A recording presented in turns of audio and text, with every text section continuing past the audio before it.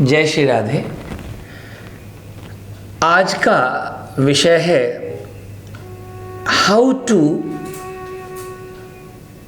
Convert the negativity into positivity, how to convert जो एक negative चिंतन है, जहाँ पर लोग आपको आपके जो गुण हैं, जो आपकी अच्छाइयाँ हैं, उनमें भी कमियाँ देखते हैं, कैसे हम उसको सफलता में परिवर्तित कर पाए, कैसे हम उसी को अपनी ताकत बना लें, अपनी स्ट्रेंथ बना लें। क्योंकि बहुत बार हमारे साथ होता है ऐसा कि हम जब जब कुछ अच्छा करते हैं और हम अपेक्षा करते हैं कि हमारे लोग चारों ओर जो हमारे हमसे जुड़े लोग हैं वो अप्रिशिएट करेंगे, हमारा उत्साहवर्धन करेंगे, लेकिन वहाँ हमारी कमियाँ निकाली जाती हैं, हम डिमोरलाइज हो जाते हैं। आज मैं आपको एक कहानी सुनाता हूँ, एक राजा की। कौन वो राजा है? वो राजा हैं उत्तानपाद। उनकी दो रानियां हैं, एक रानी, बड़ी रानी है सुनीति, छोटी रानी है सुरुचि। राजा अपनी छोटी रानी से बहुत प्रेम करते हैं। छोटी रानी से पुत्र का नाम है उत्तम और बड़ी रानी सुनीति से पुत्र का नाम है ध्रुव।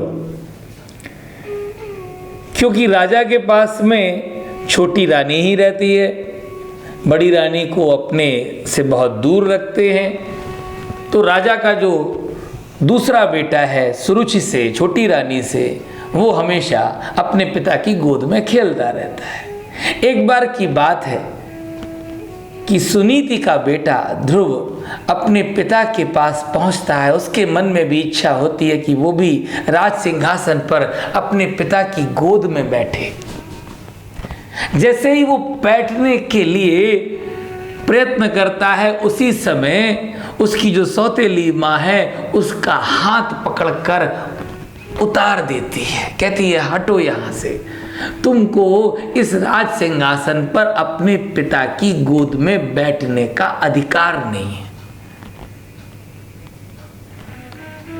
इस गोद में, इस राज सिंहासन पर बैठने के लिए तुम्हें क्या करना है? तुमको भगवान नारायण की आराधना करनी है, और आराधना करोगे और आराधना करने के बाद जब तुम्हारा अगला जन्म होगा, जब मेरे गर्भ से तुम पैदा होगे, तब इस राज सिंहासन पर बैठ जाना। अब ये बात समझ में आ रही है आपको?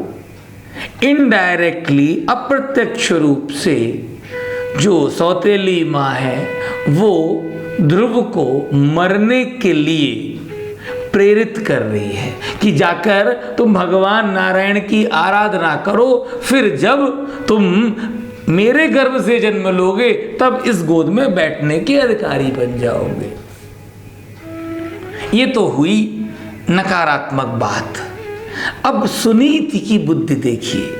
सुनीति अपने पुत्र ध्रुव को, जब ध्रुव पहुंचते हैं अपनी माँ के पास कि ऐसे ऐसे हुआ, सब बताते हैं, तब सुनीति की सकारात्मकता समझिए।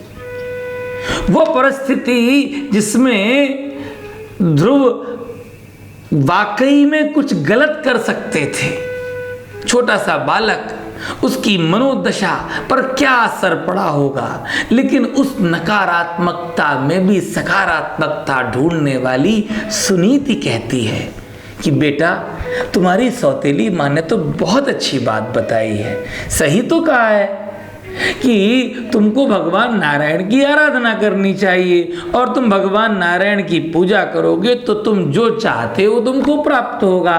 बस इसमें गलती क्या कहा है?